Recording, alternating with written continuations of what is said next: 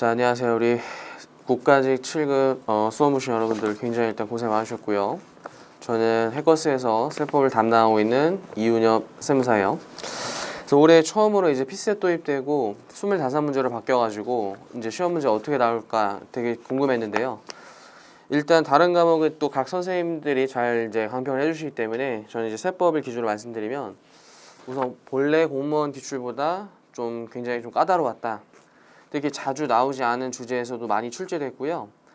기존에 나오던 범위에서 출제도 꽤 됐지만 기본적으로 난이도가 업됐어요.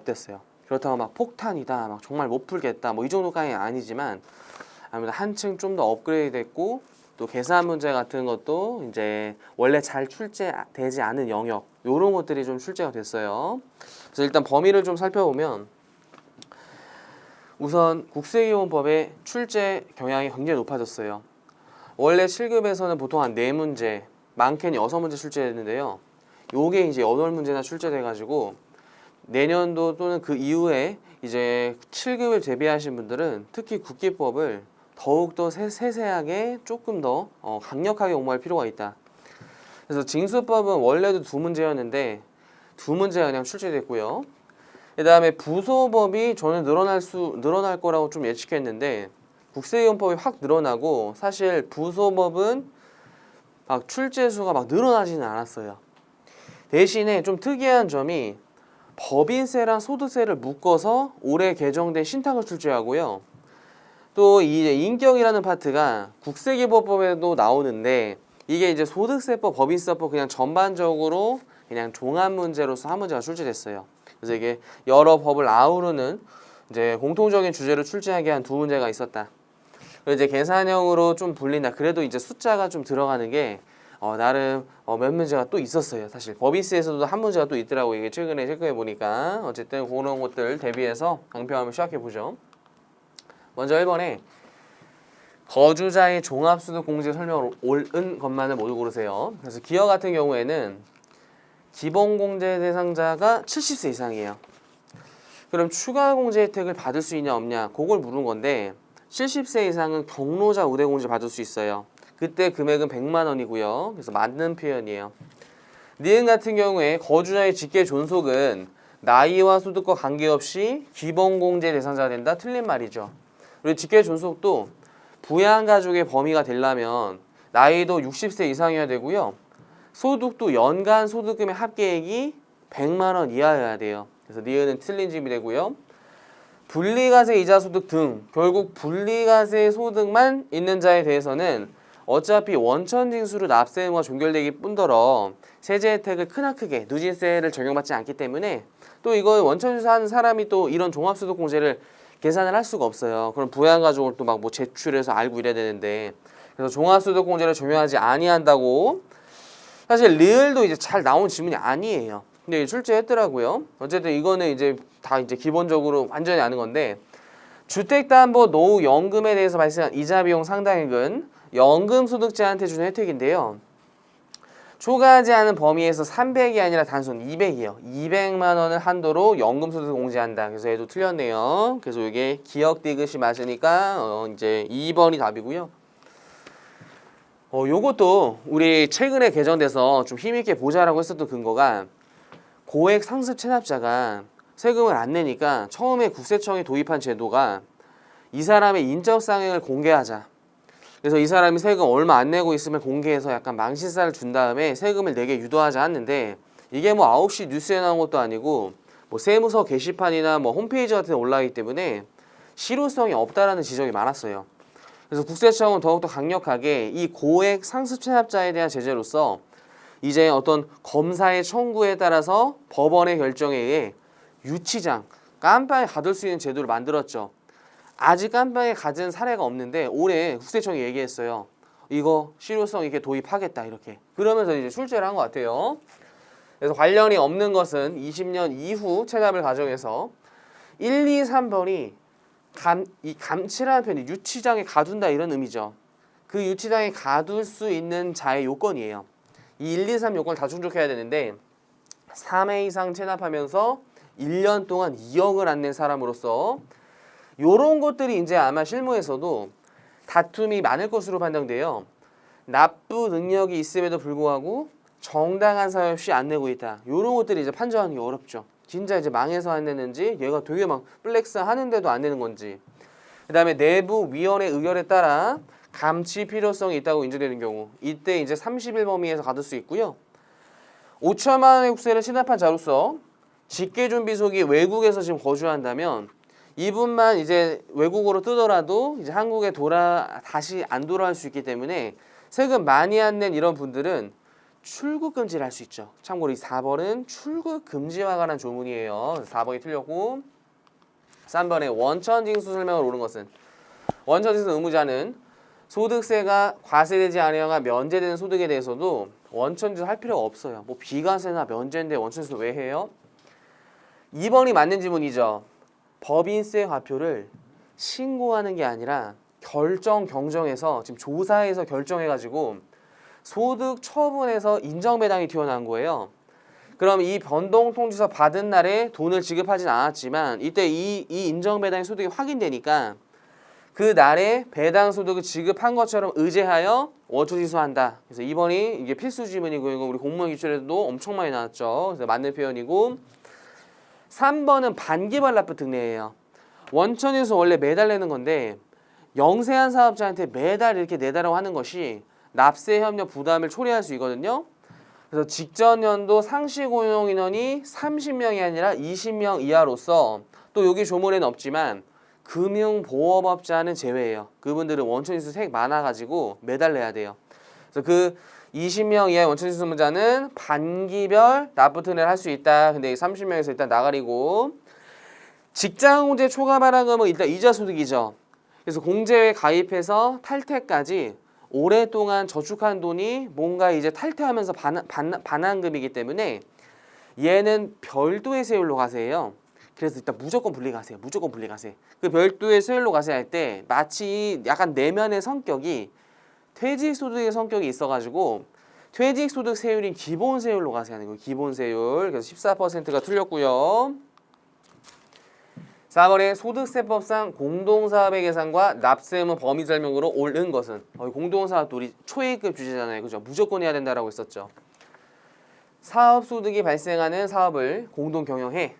그리고 손익을 분배하는 사업의 경우에는 원래 납세 의무는 각 거주자가 지게 되지만 계산의 편의상, 그냥 징수의 효율성, 여러 효율적인 취지에서 공동사업장을 1거주자로 의제하여 공동사업 장별로 소득금을 계산하는 거예요. 그래서 1번이 맞는 표현이고 공동사업에 발생한 소득금액은 그 공동 경영하는 각 거주자 간에 약정된 손익분배 비율, 즉 개인 간의 약정을 법이 좀 우선시 여겨줘요.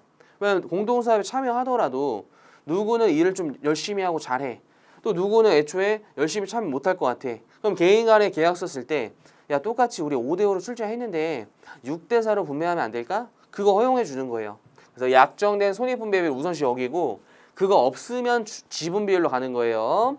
근데 얘는 지분 비율을 우선시한다. 이런 식이니까 틀렸고 3번이 조금 까다로웠는데 1인과 특수관계인이 공동사업자에 포함되어 있는 경우 그 특수관계인의 소득금액은 손익분배율이 큰 공동사의 소득금액으로 본다 되어 있는데 이게 조세 회피 의도가 있어야 돼요. 그래서 특수관계인이 껴있다는 사실만으로는 합산과세를 하는 것이 아니라 손익분배 비율을 거짓으로 정하거나 아니면 누가 봐도 약간 위장으로 분배하고 있다 이런 것들이 검증이 되면 그때 뭔가 소득세 누진세 회피하려고 한 것 같다. 그래서 특수관계 소득금액을 주된 공동사업자 소득으로 본다라고 해서 공동사업 합산과세 규정이잖아요. 합산과세 규정. 그래서 얼핏 보면 맞는 걸 수도 있는데 그 조세 회피 의도 그게 빠져 있고요. 이게 연결돼서 합산과세가 되는 경우에 합산과세는 소득금액에 대해 주된 공동사업자의 특수관계인은 공동사업 전액에 대해서 연대납세를 진다? 연대납세를 지는 건 맞죠. 어차피 둘이 약간 조세 회피로 짜고 치기도 했고요. 그래서 공동의 책임, 연대 책임이 있는데 전체에 대해서 납세 의무가 틀렸어요. 손익분배 비율을 한도로 연대납세를 진다라고 조문에 나와 있기 때문에 이 전액에 대해서 틀렸는데 일부 교수님들은 야 이거 조세 회피 의도가 있으니까 둘 다 연대 책임, 전액 책임 있어야 한다 이렇게 주장하시는 분도 있어요. 그래서 실제 다른 최근 시험에서도 이렇게 나왔다 그랬죠. 근데 현행세법은 손익 분배별 한도로다. 그래서 이제 틀린 문구고 1번이 맞는 거예요. 국세기보험상 2차 납세의무 설명을 옳지 않은 것이 있는데 청산인의 경우 법인세를 먼저 내고 남은 재산을 이제 분배해야 되는데 법인세 안 내고 분배한 거죠. 그때 법인세에 어떤 안내 책임이 있다. 그래서 분배하거나 인도한 재산가 한도로 2차 납세 의무가 있고 분배받은 자도 법인세 안 내고 분배받았으니까 약간 부당이득 성격이 있어요. 그래서 각자가 받은 재산가 한도로 2차 납세를 부여하는 규정이고 사업 양도시 양수회의는 양도인의 사업에서 발생한 확정된 국세 있죠. 확정된 국세. 그거 2차 납세 의무가 있는데 예전에는 그냥 어떤 특정한 양수인 이게 아니라 어쩐 그냥 모든 양수인 이렇게 나와가지고 야 양수인한테 너무 또 과도한 책임이 부여받는다 이런 지적이 많았어요. 그래서 이제 양수인의 범위 축소시킨 게 이거죠. 양수인은 장별로 사업의 모든 권리 이런 사업 관련성 없는 채권 제외, 사업과 관련성 없는 부채 제외, 포괄적으로 승계한 자로서 특수관계인이거나 조세 회피 목적으로 양수한 자 이때만 2차 납세 의무가 있어요. 참고로 건하기 때문에 또는이요. 또는 3번이 틀렸는데 지금 A법인의 과점주주가 아닌 유한책임사원 갑의 재산으로 갑이 세금을 내야 되는데 자기 재산 다 털어봐도 낼 게 없어. 근데 A법인은 법률에 의해서 갑의 소유주의 양도가 제한된 경우에만 부족액에 대해서 2차 납세를 준다. 법인의 2차 납세를 출제하긴 했는데요. 이 경우 또는 하나 요건이 더 있죠. 또는 정부가 팔려고 해봐도 매수 희망자가 없는 경우. 그래서 이때 안 팔린 법률에 이런 양도가 제한된 경우뿐만 아니라 팔려고 노력해봤으나 안 팔리는 경우 그 또는이기 때문에 요 애만 이 문구가 틀렸고요. 4번은 올해 개정된 문구 출제했죠. 과점주주나 뭐 유한책임사원이나 출자자 2차 납세 의무인데 상장법인은 유한책임의 원칙이 강력하게 적용되는 시장이어가지고 또 이분들한테 또 과도한 뭐 또 책임이 적용되는 것 같다 이런 지적에 의해서 상장법인은 2차 납세 의무 범위 대상에 제외시켜줬어요.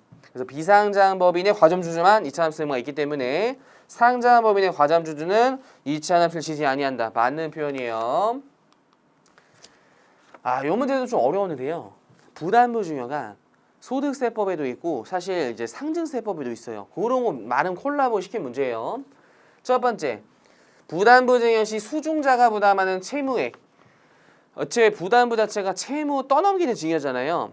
그래서 증여는 원래 증여세 내는 건데 채무 떠넘긴 거는 떠넘긴 사람의 경제적 이익이 실현의 양도예요. 양도는 유상 이전에 대해서 과세하기 때문에 요 해당하는 부분은 양도로 본다. 이거 소득세 조문이고요. 직계 존비속, 즉 특수관계인 중에서도 최특수관계인, 가족이죠. 부모님, 자녀. 부담부증여의 경우에 인수되는 채무가 국가 등의 채무, 우리 국가 등의 채무는 객관성이 확실한 부채예요. 이거는 뭐 조작할 수가 없어. 국가와 거래인데. 그래서 수중자에게 인수되지 않은 것으로 추정한다가 아니라 요거는 그냥 인수한 것으로 봐요. 객관적으로 확실하니까.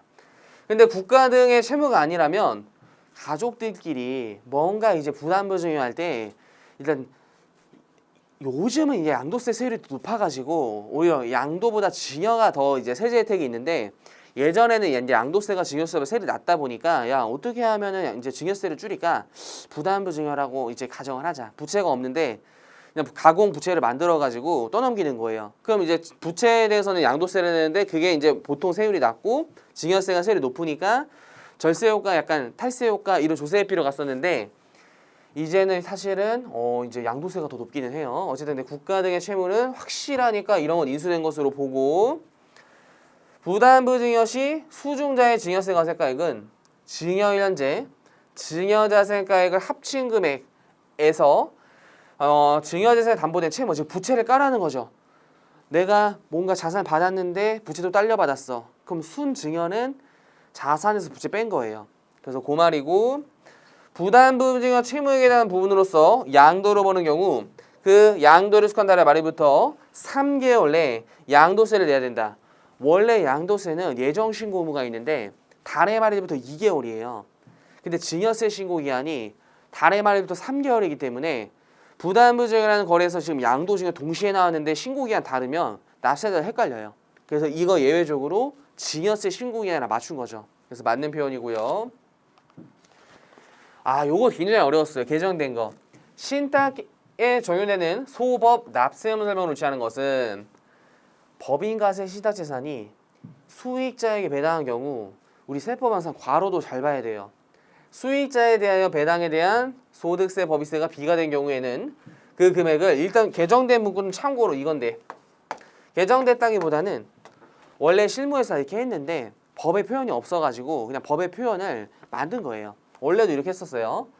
결의한 잉여금 처분의 대상이 되는 사업인도 소득금액에서 공제한다라고 해서 이게 결의를 빼야 되는지 결의일 대상이 되는지 빼는지 이게 법문구가 없었었어요. 예를 들어 지금 약간 이런 느낌이죠. 요게 법인과세 신탁재산.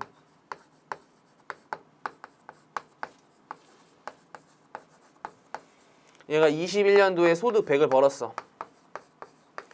근데 보통 결의는 22년도 한 2월 이렇게 내년도에 한단 말이에요. 근데 얘는 소득공제를 언제 빼냐는 거예요. 배당, 결의양, 잉여금, 처분 대상이 되는 사업연도이기 때문에 21년도에 곧바로 빼는 거예요. 21년도에 이렇게 100을. 그래서 얘는 법인세 안 내고 요 주주 입장에서는 결의일이 속한 사업연도이기 때문에 22년도 소득이에요. 참고로. 근데 이거 자체가 법인과세 신탁재산이 뭔가 수익이 들어오는 통로다. 도관에 불과하다. 그래가지고 이제 이중과세 해결하려고 하는 건데 과로에 수익자가 비과세되면 이미 이중과세 문제가 없어요. 그러기 때문에 소득공제를 적용할 필요가 없는 거예요. 그래서 비과세되는 경우임 그때도 소득공제 적용한다. 이렇게 나서 1번이 틀린 표현이고 수익자가 없어요. 그럼 신탁재산에 귀속되는 소득은 결국 위탁자한테 흘러들어가기 때문에 위탁자가 납부 의무가 있고요. 3번도 올해 신설된 거예요. 어떤 특정 신탁으로서 수익자가 둘 이상이고 위탁자가 실질 지배 통제하지 않은 신탁 어쩌고저쩌고 경우에는 이제 수탁자가 법인세를 납부할 수 있는 그냥 선진국의 다양한 신탁과세 방법을 도입한 거라 그랬죠. 근데 이제 제 개인적인 생각이지만 4번 지문이 표현이 조금 부실해요. 그래서 만약 이의 신청을 하나 한다면 그래도 4번 지문이에요. 4번 지문. 왜냐하면 신탁재산에 귀속된 소득은 수익자에게 귀속된 것으로 보아 수익자를 소법 납세 문제를 한다. 이것까지는 일단 맞아요.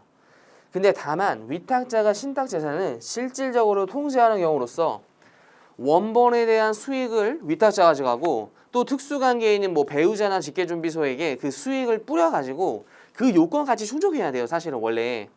근데 이게 법문구고 또 이게 시행령으로 넘어가는데 실질적으로 통제하는 경우로서 대통령령으로 정하는 경우에는 이런 식으로 조문에 나와 있고 그 대통령 클릭하면 제가 말했던 수익을 분산해야 된다는 요건도 들어가야 되거든요. 근데 지금 그 요건이 빠져 있어요. 근데 이게 이제 확실히 틀려서 이제 정답도 1번으로 공개가 되긴 했는데 만약 이제 이의를 제기한다면 요것도 통제 플러스 원본이 뿌려야지 이제 위탁자에게 기속된 것으로 보아 위탁자에게 납세금을 진다. 약간 이런 느낌이 조금 더 확실한 정확한 표현이기는 해요.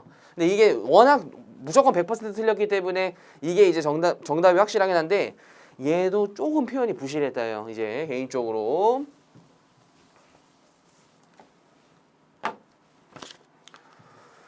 그 다음에 징수법상 신고납부 강제 설명 옳은 것인데 우리 징수법은 새해 확정된 거 걷는 거기 때문에 얘는 하위법이고 절차법이에요.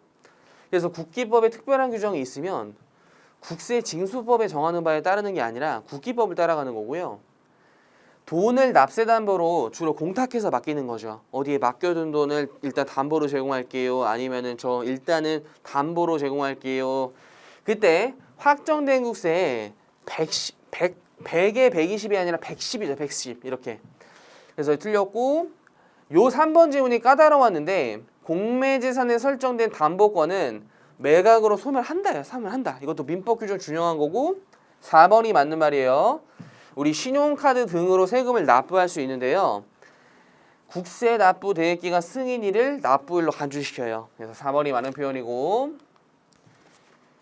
갑의 18년 기선 종소세를 납부하지 않아 세무서장은 주택을 압류해서 팔아버렸어.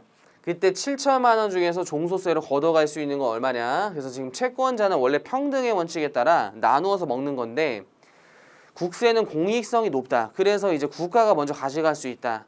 그러나 또 국가가 무분별하게 가져가면 근로자의 재산권, 담보권자의 예측 가능성 이런 거 다 침해되기 때문에 예외를 또 두고 있죠. 그래서 일단 강제징수비는 요거 팔 때 들어간 비용이니까 무조건 1순위로 까야 돼. 그리고 종소세는 다른 채권이랑 누가 우선하는지 법정기일이랑 담보권 설정일이랑 다투죠. 그래서 일단 스킵. 그 다음에 담보 설정된 거 여기 이렇게 있고요. 그 다음에 주택에 대한 임차보증금도 우리 전입신고를 해야 되는 게 국가보다 먼저 받아가야 돼요. 그게 이제 확정일자고, 가로에 이거는 국가보다도 무조건 받을 수 있어요. 왜냐하면 소액 임차보증금은 그냥 임차인들의 재산권 보호예요. 그래서 이 1,500만 원이 소액 임차보증금으로 먼저 국가보다 가져가고, 종업원의 임금채권 중에서도 최종 3개월분 임금도 근로자의 재산권이에요. 그래서 이것도 국가보다 무조건 배정하세요. 그 다음 이제 법정기일이랑 다퉈봐야 되는데, 소득세를 신고했기 때문에 신고일이 법정기일이고, 두 가지 지금 담보가 있는데 얘나 어차피 둘 다 법정기일보다 늦게 설정해가지고 국가가 우선해서 가져갈 수 있어요. 그래서 그 다음에 종소세로 가져가야 되는데 여기까지가 이제 4천만 원이니까 7천에서 4천 뿌리면 3천만 원을 종소세로 배분할 수 있어요. 그래서 이게 정답이 다음 점 가볼까? 3번이네요. 3번. 10번에 중소기업 A의 10기, 20년도 법인세 이익이 내야 되는데 최대한 분납 가능 금액과 분납 기한 설명 옳은 것은, 근데 A가 성실 확인서 제출하지 않고요. 뭐 국세기업 특례 무시하고 이거 중소기업이니까 분납이 일단 한 달이나 두 달이에요. 두 달간 이제 분납을 할 수 있고 2,200이기 때문에 2천만 원 이하가 아니라 2천 초과죠. 그때는 50%예요. 50%. 그래서 간단히 빠르게 정리하면 3월 31일 근데 중소기업에서 5월 말까지 나눠낼 수 있는데 2천만 원 초과일 때는 반반이에요. 반반. 그래서 10일 요거를 지금 물어본 거예요. 요거를. 그래서 5월 30일과 1,100만 원인 4번이고요. 부가세법령상 세금 계산 설명으로 오는 것은, 그리고 옳은 것은으로 묻는 게 좀 많았어요. 우리 시험이 좀 어렵게 나오면 옳은 것을 잘 물어보는데 옳은 것은이 꽤 많았어요. 그래서 사업자가 공급 시기 전에 세무서 끊었어. 그리고 7일 이내 돈 받았어요. 그때 발급하는 때를 공급시로 본다? 일단 1번이 맞는 조문이죠.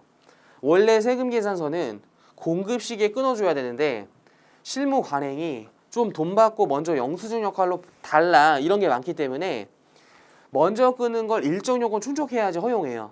그래서 첫 번째 이 사례가 이런 거죠. 예를 들어 인도를 입대하는데 세금 계산서 먼저 달래. 근데 대금은 이제 회사 들어가서 대표님한테 또 사인 받아야 되기 때문에 7일 이내에 대가 수령해도 여전히 작성연월일인 세금 계산서 발급하는 때를 공급 시기로 봐요. 그래서 1번이 맞는 표현이고, 계약의 해제로 공급 취소되면 수정세무서 발급해야 되는데요. 얘는 과거로 돌아가 버리면 경정청구로 돌려받기 때문에 시간과 비용이 많이 들어요. 그래서 작성연월일을 해제일로 작성하는 거예요. 해제일. 그러면 그냥 오래 뺄 수 있어요. 법인사업자 직전 연도 사업장 재활용 공급 대가도 아니네. 공급가의 합계액인데 일단 확실한 게 1억 원이 틀렸죠. 이제 내년부터 개정돼서 2억 원 이상이에요. 2억 원 이상. 원래 3억이었죠. 근데 이것도 개정돼서 2억 원이고 2억 원 이상 개인사업자는 아무래도 거래의 투명성 확보가 잘 되는 전자세무서 발급해야 되고요. 심지어 이런 의무 발급자 아닌 사람도 자신이 그냥 컴퓨터가 편하고 전자가 훨씬 더 국가나 납세의무자 입장에서 편리하고 시간을 줄이기 때문에 당연히 발급할 수 있다예요. 없다가 아니라.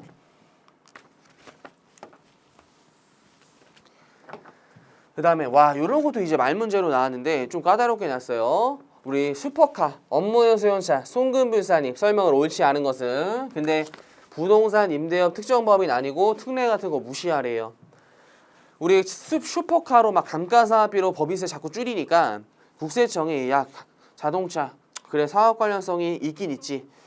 근데 정률법 상각 안 되겠다. 정액법으로 5년 동안만 송금 산입해야 된다. 이렇게 첫 번째 제재하고, 심지어 자동차를 자꾸 막 자기 그냥 데이트하거나 사업과 무관한 데 쓰니까 이제 막 자동차에서 튀어나오는 비용들도 업무 관련 비용까지만 인정되죠. 업무 입증 책임 안 되면 송금 불산입되고 업무 수연차별 감가상각비가 800만 원 초과하면 그 초과하는 금액을 송금 불산입하면서 2월 송금 산입이 돼요.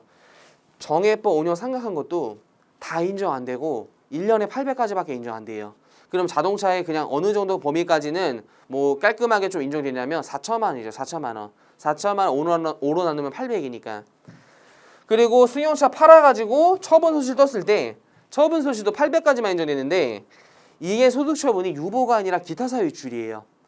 왜 유보는 사내 유보기 때문에 자동차가 회사 내부에 남아있고 그럴 때 차이 조정하는 건데 외부에 팔았기 때문에 일단 유보가 될 수 없는 거예요. 그래서 기타 사유 유출로 처분하고 얘도 2월 돼서 송금 산입 때 한도 초과된 건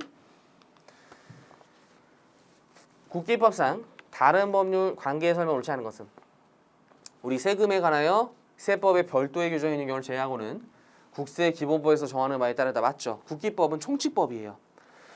법소부 공통적인 사항 규정하기 때문에 국기법에 있으면 원칙이 국기법에 먼저 따르는 거야. 근데 개별세법의 특성 때문에 예를 들어 소득세, 공동사업 이런 거 있으면 개별세법 따르는 거예요. 조세조약에 따른 상호합의 절차, 즉 외국과의 어떤 이중과세 조정 때문에 상호합의한 경우에는 그 기간이 심판 청구 기간에 산입이 안 되는 불산입 규정이고 심사 심판 청구에 대한 결정 기간에 통지를 못 받았대요. 그럼 뭐 통지 받을 때까지 기다려? 통지를 받기 전이더라도 결정 기간 지난 날부터 행정소송 대법원으로 갈 수 있는 납세자 권리구제 제도고요. 위법 부당 처분에 대해서 우리 감사원 심사 청구도 있죠. 그래서 심사 청구를 거친 경우에는 행정소송 넘어갈 수 있어요.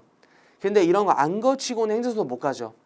왜냐하면 세법이 워낙 전문화되어 있고 법원이 할 일도 많고 쟁점 같은 거 명확하기 위해서 야 너희들이 처분한 건 너희 내부에서 일단 해결을 해라. 행정심판 전체주의를 채택한 거예요. 그래서 행정소송 전에 뭐 심판 청구, 심사 청구 또 뭐 감사원 심사 청구 이런 것까지 해가지고 결론 나오면 그래도 마음에 안 든다. 그때는 행정소송 갈 수 있는 거죠. 그래서 4번이 틀렸고 세무조사 설명을 옳지 않은 것은 우리 과적이라고 불리는 처분 전에 적절한지 부적절한지 심사하는 건데 거기서 좀 추가적인 조사가 필요하다. 아직 이것만으로는 좀 어렵다. 그래서 재조사 결정에 의해서 좀 조사를 더 하래요. 그럼 원래는 세무조사의 어떤 남용권 금지 규정에 따라서 납세자의 세무조사를 막 함부로 막 남용하고 한 번 했는데 또 하고 막 소득세 털었는데 소득세 한 번 더 털고 그렇게 이제 못하는 게 금지인데 법에 열거된 사유는 재조사를 할 수가 있어요. 이거는 애초에 재조사 결정을 하래. 근데 재조사 하지 말래요. 말이 안 되잖아요. 그죠? 그래서 재조사를 할 수 없다가 아니라 할 수 있다는데 다만 결정서 주문에 기재된 범위에 한정해서 하는 거지 그 범위 넘어서서 하는 것도 안 돼요. 상증세 조사 등 어쩌고저쩌고에 동시조사를 하는 경우에도 기한 연장을 받을 필요가 없고요. 세무공무원은 구체적 탈세 제보가 있어가지고 요게 이제 성실성 추정 배제 사유에 해당되면서 수시 선정 세무조사 사유에 해당돼. 이때는 심지어 최소한 범위에서 납세자 등 정당한 권한이 있는 자가 임의로 제출한 장부를 이것도 동의 없으면 안 돼. 동의받아서 세무관세 일시 보관할 수 있어요. 원래 장부는 개인의 어떤 프라이버시도 있고 사업 활동에 필요하다 보니까 함부로 이제 세무조사 하더라도 가져갈 수가 없는데 얘가 탈세 제보 있고 동의까지 이제 받았으면은 장부를 임의로 보관할 수 있는 제도고 세무조사는 관할 세무서장이나 국세청장이 수행하지만 만일 주된 사업장이 납세지와 관을 달리하는 경우에는 이제 국세청장이 관할 조정할 수 있다. 얘는 우리 시험에 많이 나오는 지문이었죠. 요것도 개정돼서 출제한 것 같아요. 수정신고 경정청구 설명으로 옳은 것만 모두 고르세요. 상속세 수정신고는 당초 신고에 따라 확정된 과표세액을 증액하여 확정한 요율을 가진다. 원래 수정신고는 확정요일이 있다가 원칙이야. 근데 대전제가 있어요. 신고 납부 세목의 하나여예요. 상속세는 정부부가 세목이기 때문에 신고하더라도 확정력이 없고 수정신고 따라가는 거예요. 그래서 기억 틀렸고 신고서를 법정신고기한에 제출한 자 또는 어떤 결정 받은 자는 후발적으로 예측치 못한 사유가 일어날 때는 발생해서 안 날부터 4개월이나 3개월 이내 결정 청구할 수 있죠. 주로 소송이 장기화돼가지고 본래 결정 청구 기한 지나갔을 때 할 수 있는 거고 디귿 개정된 문구죠. 신고서를 신고기한에 제출한 자 및 이제 기한 후 신고자도 수정 신고할 수 있어요. 그래서 납세자의 권리가 점점 이제 늘어나는 추세고, 또 얘도 신고기한에 제출한 뿐만 아니라 기한 후 신고자도 결정 청구할 수 있다, 수정 신고할 수 있다. 다 개정된 문구 출제했고 디리가 맞죠. 그래서 기니가 틀렸으니까 이게 뭐죠? 옳은 것만 고르는가? 디리네, 디리. 4번이겠다. 법인세 법령상 각사소에 대한 비과세 소득공제, 얘도 좀 어려웠어요. 근데 얘도 사실 아까 신탁에 대한 내용을 냈는데 사실 중복된 내용이 좀 있더라고요. 우리 공익 신탁에서 생기는 소득은 비과세 소득이에요. 법인은 외울 필요 없고 어떤 투자회사, 명목회사 이런 거예요. 회사가 투자회사에 해당되면 그리고 일정 요건 충족하면 어차피 투자자한테 흘러들어갈 통로야. 근데 법인세 내고 소득세 또 내면 이중과세니까 야, 도관에 불과한 회사들은 소득공제해서 법인세 내지 마. 이중과세 해결해 줄게. 요렇게 짠 게 이제 소득공제죠. 그래서 도관에 해당된다는 요건이 번 돈의 90% 이상을 다 뿌린 거예요. 회사 내부에 그럼 남는 돈이 거의 없잖아요. 그때 그거를 아까 요거 표현, 잉여금 처분 대상이 되는 사업연도 소득금에서 공제한다. 그래서 2번이 맞고 3, 4번은 좀 진짜 어려운 지문이에요. 어렵다기보다는 사실은 이런 거 출제하나? 약간 이런 거. 소득공제 받으려는 법인은 참고로 신청서를 법인세 신고와 함께 제출하는 거고, 4번은 배당 지급한 내역법인이 우리 개인적으로 모집하는 소규모 모집이 사모 방식이거든요.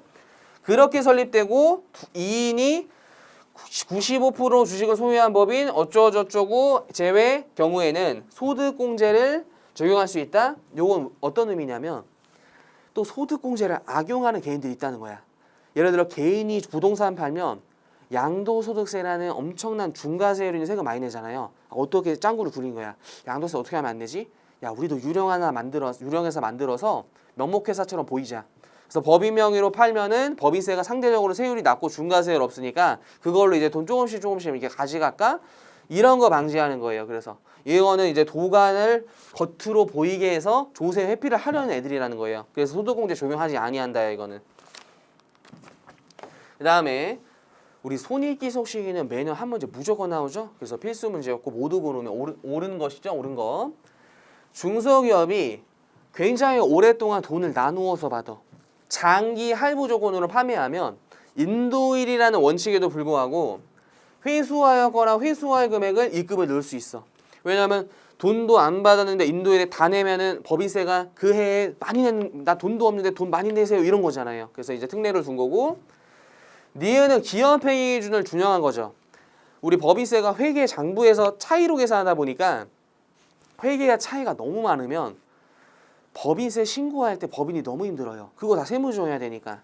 그래서 어떤 조세 회피가 크게 없는 것들은 좀 회계 기준 적용하자. 야, 현재같이 적용하자. 이런 거고, 중소기업 시가 수행하는 1년 미만에, 즉 공사가 금방 완공돼. 그 건설용의 경우에는 원래는 진행기준 쳐야 되는데 1년 안에 끝날 거면 진행기준 치나 인도일에 잡나 거의 비슷비슷해. 근데 이걸 무조건 진행기준 이렇게 해놓으면 중소기업이 힘든 게 진행기준 할 때 진행률을 산정해야 돼요. 근데 그 진행률이 투입한 원가 이런 거 막 장부에 다 기록해야 돼. 그래서 야, 중소기업은 그냥 인도일에 다 잡아도 돼. 할 수 있다. 이런 거에서 지금 기니 다 맞고, 제조업 경영하는 D가 결산을 확정할 때 이미 경감기간이 돼간 이자, 미수이자죠. 괄호도 잘 봐야 돼. 원천 징수되는 이자 포함이 아니라 제외죠. 이거 미수이자 계산하면 은행이 이자 지급할 때 막 법인에 전화해서 이거 법인세 신고하셨어요. 이렇게 하면서 원천 징수해야 되니까 원천 징수 대상은 미수이자 계산 못하게끔 현금 받을 때 그냥 잡아놓도록 한 거죠. 그래서 해당 사람의 수요를 예상한 경우에 그 계산서 입금으로 한다는 맞는데 요 괄호가 틀렸고, 그래서 이건 기니 되겠다 그런 거죠. 그 다음에 종소세에 대한 자료이다. 이런 사례형도 좀 만만치 않았어요. 근데 정답은 쉬운데 일단 사례형으로 나오면 일단 내용이 좀 어렵게 느껴지죠. 그래서 18년 종소세 자료인데 제적기간 소멸시효점에 옳지 않은 것은 갑이 18년 종소세를 무신고했네. 세무서장 여러분들이 조사해가지고 2천만 원 떨어졌어. 그래서 2월 27일에 고지서를 날려가지고 얘한테 얘 이제 어떤 뭐 우편 송달이라고 한다면 편지함에 3월 2일에 도달했어요. 근데 고지서에서 야, 요때까지 내라. 납부기한이 3월 20일이에요. 이거는 이제 납세자한테 그래도 준 시간의 기한의 이익이죠. 고지된 종소세는 역외거래 발생한 거 아니고 부정액이 아니고 20년 말 현재 위 고지된 세액을 납부하지 않고 있고 뭐 성실 이런 거 아니래요. 1번 갑의 18년 종소세 제출기간 기산일은 우리 부가권을 행사할 수 있는 시점은 신고 납부기한의 다음 날이죠. 그래서 5월 31일 다음 날이니까 6월 1일 맞고요. 아까 18년도라 그랬으니까 내년도 5월 31일 다음 날 맞고 징수권 소멸시효는 이제 세액이 확정된 걸 징수할 수 있는 권리고 언제부터 행사해요? 원칙은 신고일인데 신고 납부기한 다음 날인데 이것도 얘가 무신고했잖아요. 그럼 고지서 보내서 세액이 확정됐죠. 근데 고지서에서 아까 사례에서 3월 20까지 좀 정비해서 시간에 A 줄 테니까 요때까지 내세요 했어요. 근데 이때까지 안 낸 거예요. 그럼 이제 공무원분들이 징수할 수 있는 권리를 행사할 수 있다. 고지서 납부기한 다음 날이에요. 그래서 20년 3월 21일부터 5년이 건가 말씀드렸는데 3월 3일로 해서 틀렸다 이게 2번이. 갑의 18년 종소세 제출 기간은 국세를 부과할 수 있는 날부터 7년. 왜죠? 무신고했잖아. 원래 제척기간 5년인데 무신고는 7년이야. 근데 이런 단서는 왜 있었지? 역외거래면 또 막 이제 엄청 늘어나잖아요. 그렇죠? 부정행위도 막 이러면 막 10년, 15년 될 수 있잖아요. 그래서 그거 아니니까 7년이다. 이런 표현이고 관할세무서장의 고지라는 행위는 징수권을 중단시키는 효력이에요. 징수권을 행사했으니까. 그래서 소멸시효를 중단시키는 효력을 가진다. 맞는 표현이고 이것도 원래 공무원에 잘 안 내는 주제인데 요것도 이제 되게 까다로웠어요. 왜냐면 이 율이 진짜 외우는 게 너무 빡센데 이 율을 다 알아야지만 좀 이제 정답 맞출 수 있는 문제였어요. 그래서 내구법인 주 대안이 10기 사업연도 수령한 수입배당금 중 우리 이중과세를 해결하는 이익금 불산이익은 얼마냐. 그래서 뭐 지주회사 특례 아니고 어떤 차익금 이자 없고요. 배당 기준 현재 1년 이상 보유해서 수입 배당 적용해봐라. 율 아냐 이거 물어본 건데 일단 90 이게 아까 문제가 좀 잠깐 오타다 죄송해요. 이게 아까 99%였던 것 같은데 기억으로는 99다 99. 어차피 답은 안 바뀌는데 90이나 99나 어쨌든 100%가 아니고 비상자금법인은 지분비율 50% 이상일 때 이익금 불산입을 반 받을 수 있죠. 그래서 150이고 상장은 20이면 30% 미만 구간이어가지고 30%밖에 못 받아요. 그래서 150만 원. 그래서 어떤 정부의 태도를 엿볼 수 있는 게 법인끼리의 어떤 거래들을 이중과세를 좀 완전히 해주지 않고 출자 비율에 따라서 차등적으로 적용하겠다. 뭐 이런 냄새고 100% 지배하면 하나의 경제적 실체나 다 같기 때문에 이건 이중과세 100% 해줘야 돼요. 그래서 얘는 그냥 100%야. 그래서 이거 더한 700만 원 2번이 정답이에요. 그래서 혹시 율을 그냥 완벽히 외운 분들은 10초 컷을 하지만 이게 이제 공무원 시험에 거의 나오지 않기 때문에 많이 틀렸을 거라고 보여요. 사실 이 율이 까다로워요. 이거를 외우는 게 쉽지 않은 문제였고 부가세 법령상 납세지 및 사업자 등의 설명으로 옳은 것만 모두 고르면 국가 등이 공급하는 부동산 임대 용역에 있어서 사업장은 부동산 등기부상 소재지다. 부동산 임대용의 원칙은 부동산 소재지지. 왜냐면 각 부동산을 다 관리하고 싶으니까요. 그러나 권리만을 대여하거나 국가가 그냥 하는 것들은 각 부동산 소재지로 하기보다는 그걸 관리하는 한 곳에서 하는 것이 훨씬 효율적이야. 그래서 업무 총괄하는 장소이다죠. 그래서 기억 나가리고 신규 사업자가 주사업장 총괄하고 하고 싶으면 기산점도 잘 봐야 돼. 등록증 받은 날부터 20일까지 신청서 제출하세요. 니은은 맞아. 자판기를 통해서 공급하는 사업은 업무를 총괄하는 장소이다. 여기까지 맞아. 다만 그 이외의 장소도 사업자 신청에 의해서 추가로 사업자 등록 못해요. 무조건 업무 총괄하는 장소밖에 못하고요. 법인이 주사업장 총괄 납부 신청하는 경우 주사업장은 본점 주사무소를 말하며 지점 분사무소는 주된 사업장 할 수 없다. 법인은 지점을 주된 사업장 할 수 있어요. 왜냐면 지점에서 돈 더 많이 나올 수 있지. 지점에서 내는 게 더 편리할 수도 있거든요. 그래서 디귿도 리을도 틀렸다. 니은이 하나 맞네. 그래서 1번이네요. 1번. 부가세 신고납부 설명을 옳지 않은 것은 요것도 좀 은근히 까다로웠어요. 그래서 요즘 한창 이슈가 되고 있는 이제 국외 용역, 전자적 용역 뭐 이런 거 출제했죠. 그래서 지금 이번에 들어가신 교수님은 사실 굉장히 이게 난이도는 좀 어렵지만 굉장히 트렌디한 분이에요. 계정세법 굉장히 반영이 잘 출제하고 또 실무에서 이슈되는 주제들 그런 것도 좀 잘 출제하시긴 했어요. 국외사업자로부터 권리를 공급하는 경우 공급받는 자의 국내에 있는 사업장의 소재지 또는 주소지를 해당 권리가 공급되는 장소로 본다라고 해서 우리나라에 과세권이 있게끔 공급 장소를 국내로 만든 규정이라 그랬죠. 국외사업자로부터 국내에서 용역을 공급받는 자는 대리납부해야 돼. 왜냐면 용역은 세관 안 거치니까 부가세의 어떤 조세 평등이 어긋나. 국내 사업체한테 받으면 세금 내는데 외국에서 받으면 세금 안 돼. 그럼 안 맞잖아요. 그래서 이때는 대가를 지급하는데 대가를 받은 자로부터 부가세를 징수해야 된다. 누가? 공급받는 자가. 괄호도 보면 공급받은 그 용역을 과세 사업에 제공하면 어차피 매입세 공제돼요. 부가세 내봤자 매입세 공제 되니까 대리 납부하는 실익이 전혀 없다라 그랬죠. 그래서 제외하되 만약 매입세액이 공제되지 않은 사업과 무관한 용역이라든지 그런 것들은 아니면 얘의 뭐 면세 사업에 좀 쓴다든지 뭐 이런 거라면 대리 납부의 실익이 있으니까 다시 포함.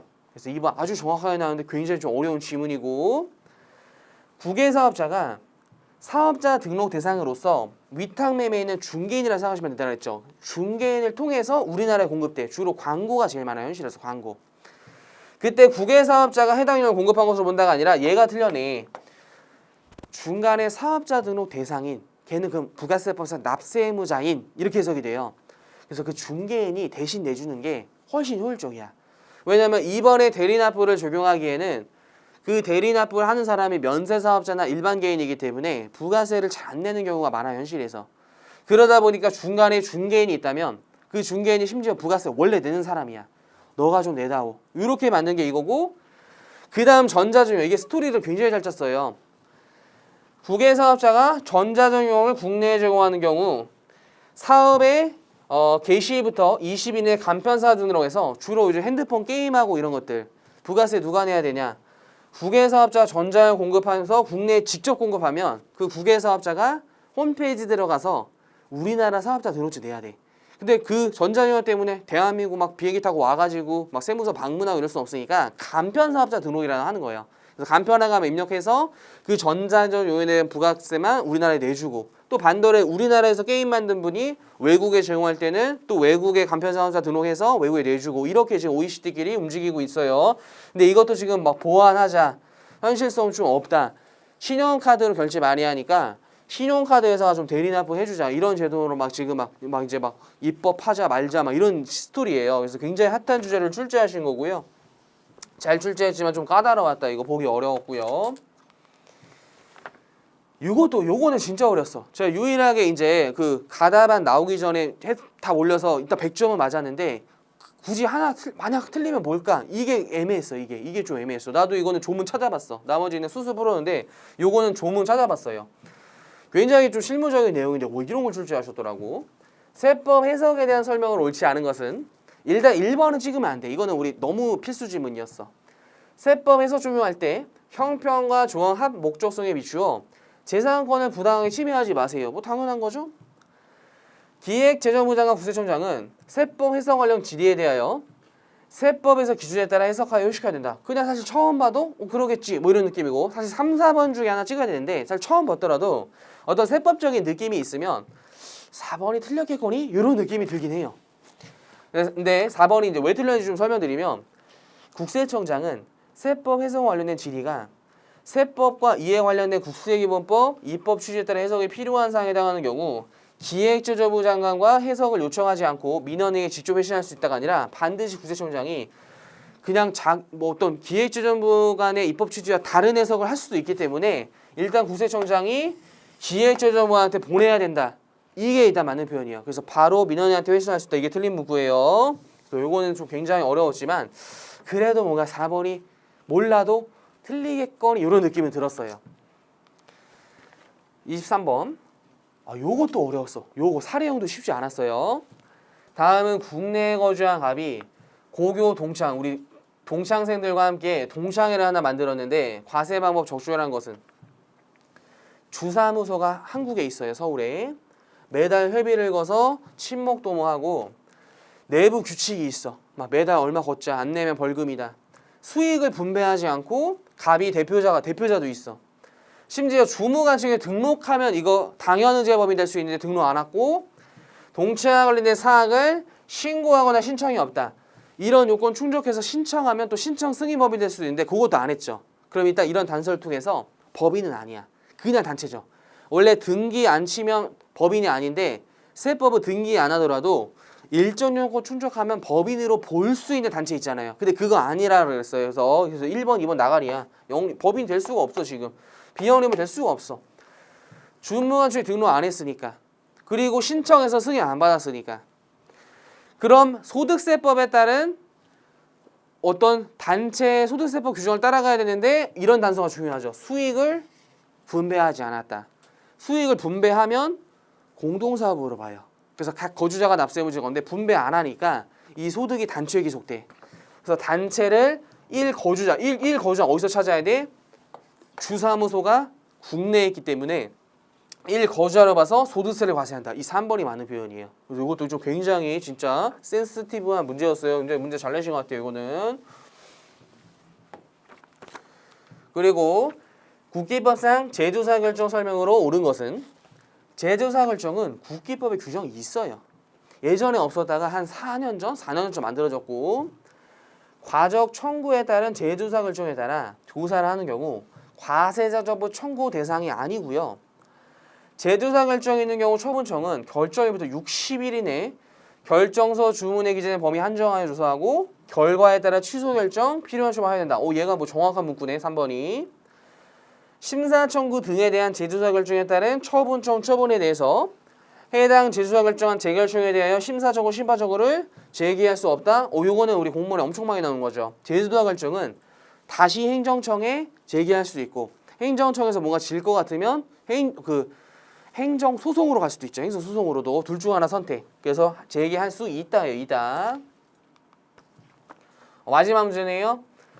과세 사업을 영위한 한국이 미국에 2만 달러 제품을 수출한 경우 21년 2기 과세기간의 과표는 일단 선수금으로 10,000달러를 받아가지고 그날 환가했어.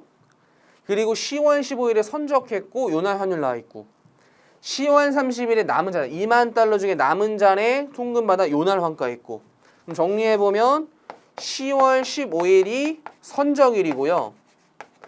이때가 공급 시기잖아. 우리 공급이 확정된 시점.